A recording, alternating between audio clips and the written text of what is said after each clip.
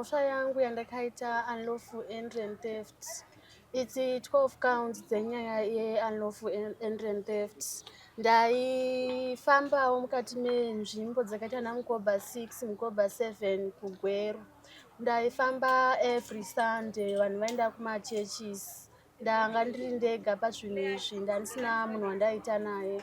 Ndaifambawo ndiri ndega, ndaiti ndikasvikawo pamba pane pasina munhu, ndikaona kuti hapana munhu, ndogwinya dhoo, ndopinda, ndotora TV yangu, then ndobuda ndoenda. Welcome to Ideal Pavers, where we offer a wide range of landscaping bricks, including big hexagon, domestic interlock, domestic dog bone, industrial interlock, and cement bricks. For more info, contact us on our numbers provided or visit our offices today.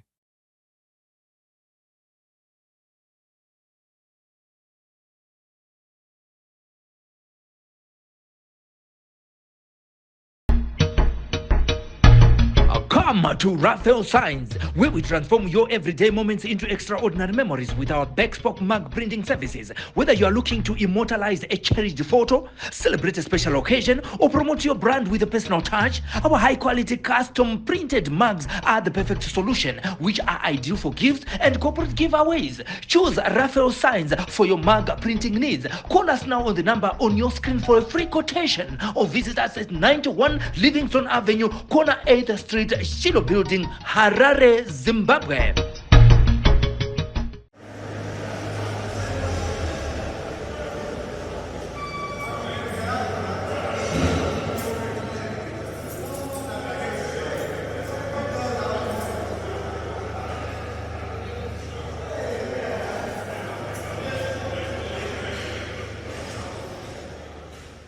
Kukuchingamidzai kwatiri kuita muri yeZimbabwe pano paSly Media TV. Zita rangu ndinoitwa Pelagia Wakamupurwa, kana kuti Asokostina. Ndichikuigirai chirongwa chenyu chamunofarira, Home Away from Home. Chirongwa chatinopinda mumajeri akasiyana siyana tichitaura nevasungwa, vangava varume, vangava vakadzi, kuti tinzwe kuti imhosva ipi yakaparika kuti nhasi vange vari mukati meusungwa. Ndofunga kazhinji kacho taakudzidzwa zvakawanda kuburikidza nechirongwa ichochi, kuti pavanenge vari mumajeri umu vanenge vasina kungogara chete vakamirira kuti mitongo yavo ipere. Vane zvakawanda zvavanodzidziswawo nana sekuru nana gogo vanenge vari mukati memajeri, vanenge vakagara nawo. Vamwe vanozobuda imomo vakugona kusona, vamwe vanobuda imomo vakugona ta zvakawanda wanda. Saka ndo zvatinopinda mumajeri tichitaura nawo, tichida kunzwawo zvinenge zvakazoita kuti ivo kana kuti imhosva zvese zvinenge zvakaitika kuti vange vari mukati meusungwa. Saka muri yeZimbabwe nhasi ndasvika kuShurugwi. Saka pari zvino ndiri paShurugwi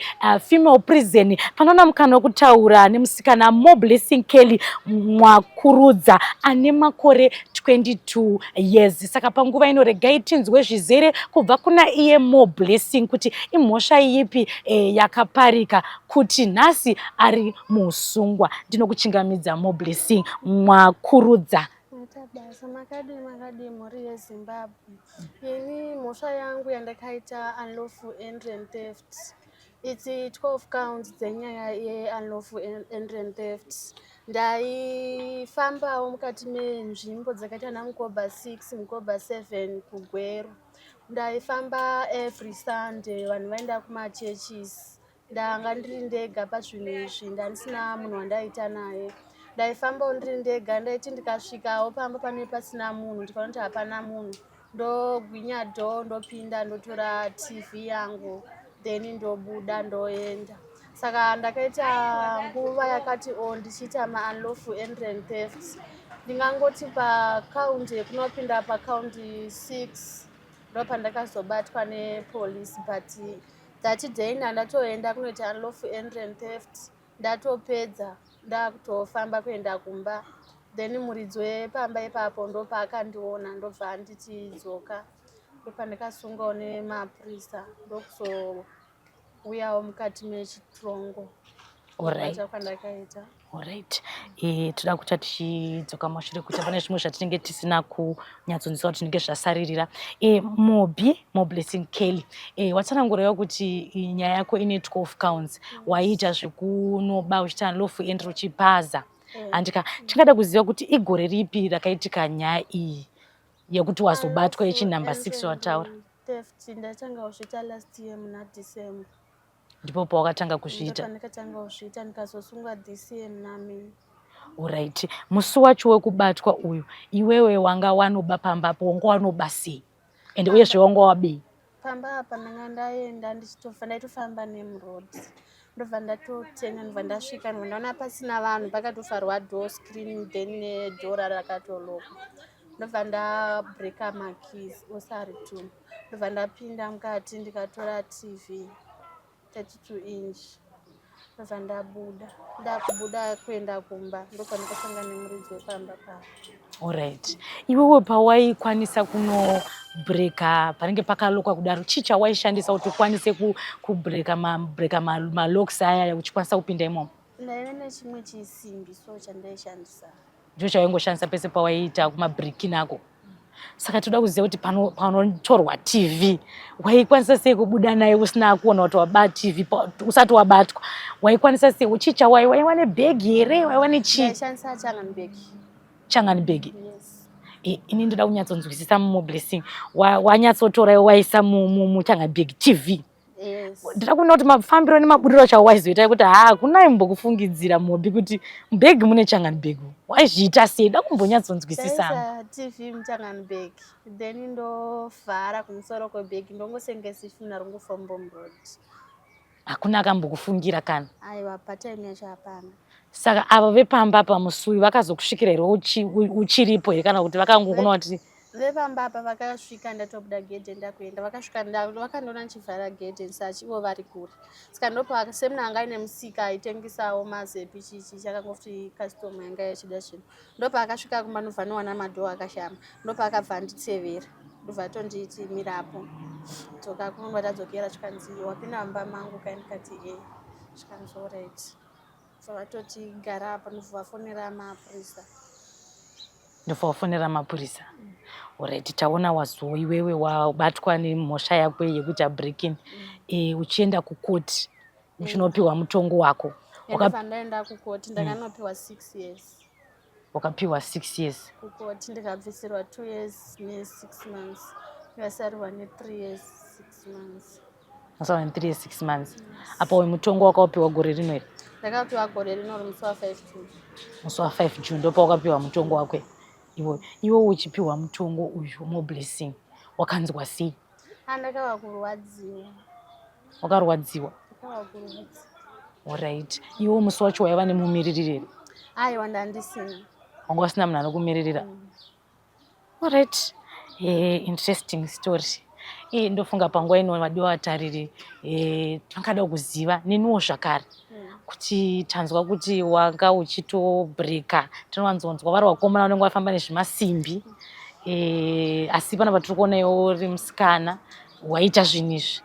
Tinoda kumbozivawo kuti upenyu hwako iwe Mo Blessing uchikura kusvika nhasi une makore 22 ndizvo ka? Yes. Wanga uri upenyu hwakaita sei uyezve zvekudzidzira wakadzidzira here kuba chii chakaita kuzosvika pakuti ndakuda kurarama hangu nekungomirira vanhu vaenda kumachechi ndichivabira? Inini ndingangoti life yangu ndichikura ndakakura ndichigara namai vangu nababa vangu kumusha Bhoera. Ndichienda kuchikoro ndakaenda kuchikoro kusvika form 4 2019. Ndopa ndikaita nhumbi yemwana wangu ndiri kuchikoro. Saka ndaita nhumbi yemwana wangu ndiri kuchikoro. Baba vemwana wangu akabva ati ndakuenda kubasa Bedbridge. Handichakwanisi kuramba ndichikusponza zvekuti urambe uchienda mberi nechikoro. Ndobva ndadzokera kumba kuvabereki vangu. Ndadzokera kumba kuvabereki vangu. Mama wangu anga ashaika 2017 ndotasara chigara nababa nastepmother. Saka baba vakazotangawo kuitawo zvavaingoitawo zvekutotadzira kuti handichakwanisi kuchengeta so on and so on. Saka ndopa ndakazoona kuti rega ndidini nayo neshamwari yanga ndaitamba nayo. Ndobva nditi anje tinotsvaga kopi mabasa tiende kubasa chii. Ndobva ndamboenda kubasa kuBeatrice ndine nhumbi yemwana wangu 2020. Ndobva ndabva kuBeatrice kubasa tienda kuHarare kumaternity yemwana. Ndobva ndanopona mwana wangu paya kuHarare. Ndichibva ndabva kuHarare mwana wangu anga ave ne2 months. Ndobva ndadzoka kuBeatrice kubasa nemwana. Ndobva ndatanga kushanda 2020 yose ndiri kuBeatrice. 2021 ndobva ndaenda kuChifu kwanga kuina tete, ndobva ndanogara natete vangu. 2022 ndobva ndaenda kuBedbridge kubasa. Ndobva ndazobva kuBedbridge 2023 ndatanga kugara ukwero. Ndopandikazotanga zvemalofu and theft ndakadzidziswa neshamwari yangu yandaitamba naye last year naDecember. Ndozvaanotongorarama achitongoitawo. Saka ndakangojoinawo ndobva ndatongotanga kutozvitawo ndikati sezvinhu zvaunenge uchingoitawo usingabatwi at least unogona kungodii waramba uchingoendererawo. Handina kuzoziva kutotiwo pekupedzisira zvichazodhakwa. Uchazobatwa.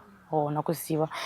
Pagore iri wanga uchititsanangurira pawakaita nhumbi yemwana wako apo yava nemakore mangani?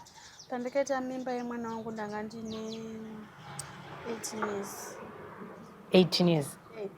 18 years. 19 ndichizopona. Uchizopona. Iwe uchikoro wanga wazopedza here kana kuti? Form 4 ndakanyora ndikapedza. But time ndikapedza kunyora chikoro ndatone nhumbi. Wanga watone nhumbi. Mari dzao dzakauya? Akabuda. Wanga wakapasa here kana kuti? Ndakanyora 7 subjects ndine 4. Une 4. Ndopa wakanyora. Wati shamwari yako ndo yanga yakuzokudzidzisa zvinhu izvi. Kugweru kusaka maigara pai mai? Kugweru ndaigara kuWoodlands phase 2 ndailoja. Wailoja. Saka mari yerenti yaibva kupi? Yaibva kumabasa here kana kuti? Mari yerenti ndandine boyfriend yangu anga achindisponsawo pamari yerenti nechikafu. Sometimes ndatoenda kana kuti ndaita zvekubika mazondo, mazai, ndotaimira kuma-late hours ndonotengesa. Alright. Zvimwe zvaindibatsira. Ndozvaikubatsira. Saka boyfriend yako yaiziva here kuti ndozvaunoita? Anga asingazvizivi. Anga asingazvizivi. Akatouya pana pavisit vanambuya vakatombomubvunza anga asingazvizivi. Akauya kuzokushanyira. Saka iwo mabhaya aya aizotenga zvinhu zvako zvaunenge waivaona kupi? Pane mwana andaipa kuti atengese anonzi Boniface Musharavati, so ari kuHwawo. Akasungwa ari kuHwawo. Ndiye andaipa kuti atengese. Iwe waimuudza kuti wazviwana kupi kana kuti? Ndasingamudzi, ndaingonomutiwo nditengesero TV, ndomuti ndiye shamwari yangu, sometimes ndomuti ndiye yangu. Saka yeye anga asingambozvibvunzake zvakawanda wanda, aingozonditi utore mari yako TV yaenda. Unotora mari. Okay. Saka baba vakazviziva here kuti iwewe wakurarama uri muusungu? Vanozviziva. Kuona stepmother pa wakati baba wangu wakuzongogara nastepmother. Vakazomboitawo here shungu dzekuda kukutsvaga kuti wakurarama uri kupi stepmother nababa kana kuti vakangokusiyawo dzimara uchizosvika muusungu? Mbotitsvaga vanambofokasa nekutitsvaga. Mimi mama makaberekwa muri wangani? Tiri 5. Muri 5. Iwe uri wechingani? Ndine wekutanga. Ndiwe kutanga. Saka vanin'ina vako vanga vakasara nababa wako nehanzvadzi dzako? Ndingangoti 2018 vana vose vakangopararira pamba. Anonditera izvezvo ari kumasvingo. Then anotera yeye ari kuBhoyera Asikumba atoriwo kwaari kubasa Samuel. Then poita mudiki mwana wechikoro ari kugara kuchikoro boarding so far. Umwe wacho handisi kuzoti ari kupi. Hausi kuziva kuti ari kupi? Handisi kuziva. Musikana mukomana? Vese vakomana vari 4. Ndiwe gamusikana? Alright, more blessing Kelly. Baba vemwana ava uri kuziva kuti varipi here kana vakazombokutsvagawo here? Baba vemwana uyu izvezvi ari kuGweru. Ari kuGweru ikoko? Akazomboda kutsvaga here mwana kuti achengete mwana kana kuti anozombokutsvaga? Alright. Saka mwana uyu pari zvino ari kupi? Ari pano paJeri. Handinonyatsonzwa. Ari pano paJeri.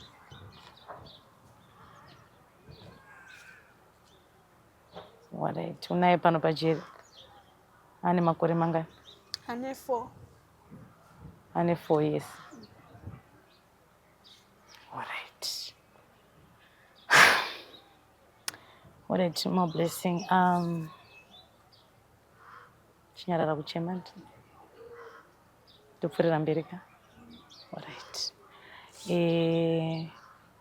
Tinoziva kuti wapiwa mutongo wako uchararama 3 years uri muusungwa ndizvo? Yes. Alright.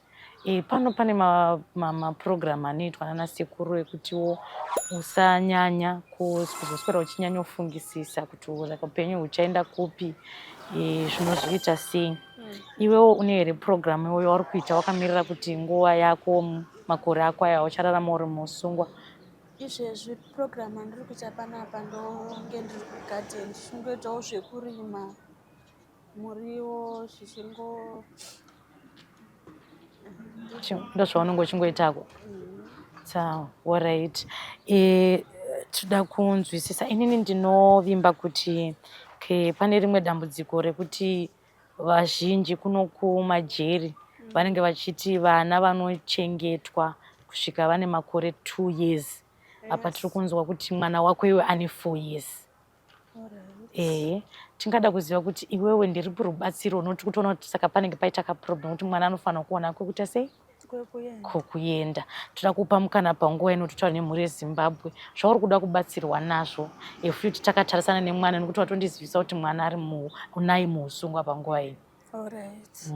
Chandichingoda kuzivisawo ndechikumbirawo kune vanochengeta vana vanokwanisawo kutorawo mwana wangu kuti abude mukati menzvimbo ino kozi magariro akaita kana kuti zvanosangana nazvo handinzi kufara nazvo. Saka ndechingokumbirawo kune vanochengeta vana zvichigona vamutorewo ndozomutora hangu kana ndichinge ndapedza uchinge wapedza nguva yangu ndiri pano.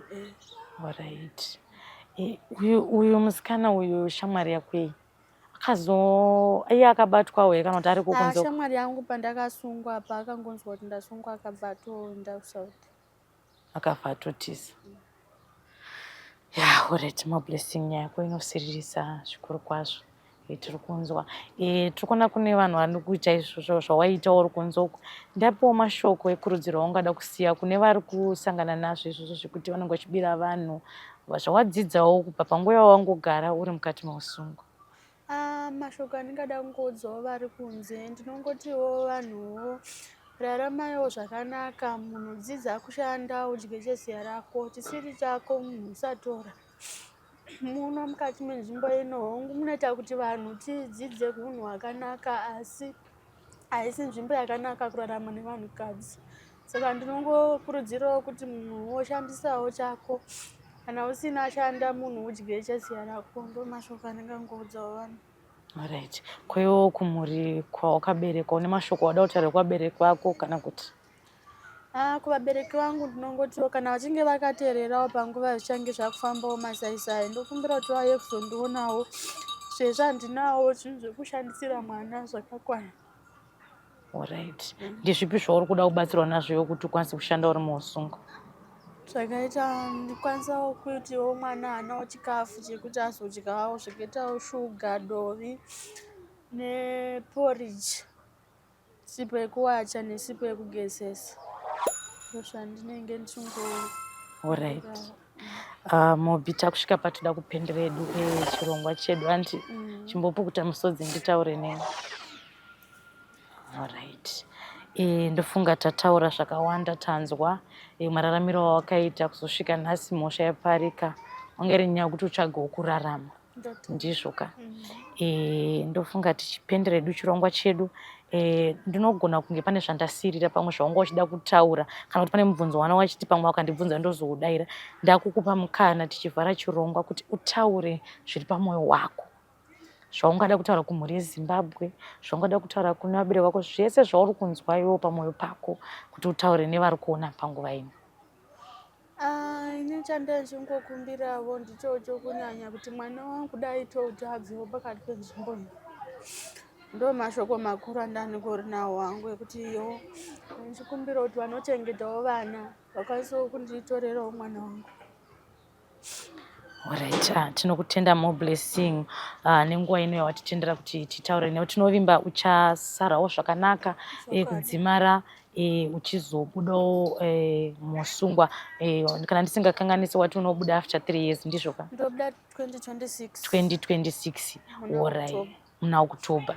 Aiwa ndizvozvo. Muri Zimbabwe ndiye More Blessing Kelly Mwakurudza ane makore 22 years ari pano paShurugwi female prison ari muusungwa. Atsanangura nhoroondo yake akati iye ndakasvikawo ndairarama nezvekuti ndinoenda ndichinoba zvinhu ndichiita sei. Mushure maunge adzidziswawo neshamwari yake asi yandu ndaisvika kuti nditsvage kurarama ataura nhoroondo yeupenyu hwake.